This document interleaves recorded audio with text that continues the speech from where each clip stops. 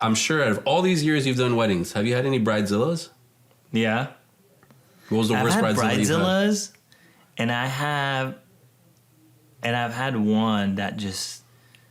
How are they a Bridezilla? Because when you say like when anyone says Bridezilla, you think like, hey, maybe they're just cranky when they're putting on their makeup, or for photos, they're not really helping out. How are they a Bridezilla though when you're during the reception, during dancing? How are they a Bridezilla to you? I had this one bride who sent me like a long list of songs, and she's like, "This is all I want you to play, nothing less, nothing more." In my head, I'm like, "Whatever, I'm making a couple $1,000s, and I'm just gonna go and play music. I'm gonna be a boombox for the night." And so I go, and then her music selection sucked. It was horrible. You didn't see the music selection beforehand? I did, but I didn't care because I was like, whatever. And then normally, most 95% of the weddings that I do are people that have already seen me, you know, on like, or either have heard me on my radio shows or my podcast or on TV or whatever. They're familiar. They're familiar. They kind of know what they're getting. But this one just wasn't familiar, which is okay. But dude, like, she was just giving me so much attitude because her music wasn't working. I'm like, so you don't it's your music. You know what I mean? Like, during dinner though, like you don't pull her aside and be like, hey, you see how people aren't really dancing? Can we try new stuff? I did, and she was just like, nope, you already have the list. I was like, okay.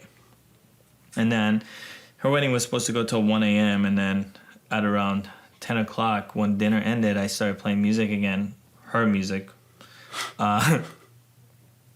Nobody was dancing. People started saying bye, and I started seeing people saying bye and leaving. I was like, oh no.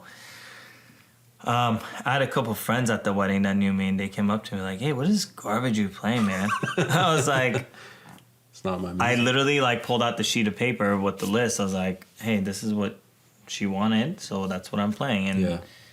And they're like, yeah, dude, we're gonna leave, man. This is trash. I was like, all right.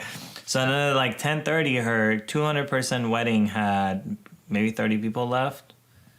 And then eventually she comes up to me.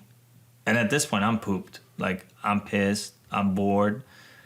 She comes up to me. She's like, hey, can you just... And then with an attitude on top of it. Can you just do, like, whatever? Like, your whatever you do. I was like... She didn't sound too friendly. No. I was like... Okay, you're asking me to save the 30 people that you have left with an attitude. So I was like... Yeah, I'll go do whatever I do. And then I started playing music, bro. I kept all 30 people there till 1 a.m. Oh, wow. And then we had, like, the 30 people and I had a great time. She still didn't have a good time. But she tipped you at the end, right? No, I think she would have rather not pay me if she could at that point. Because I kept people there. She probably wanted to go home. Maybe that was her plan, actually. Oh, maybe she wanted to leave at 9 p.m. You know? Maybe, yeah. What's up, you guys? This is Arash over at Vend. Don't forget to tune in this week where you find out which vendor yelled at the bride during the wedding. Yes, yelled. Absolutely unacceptable. Tune in while we name drop. This is not clickbait.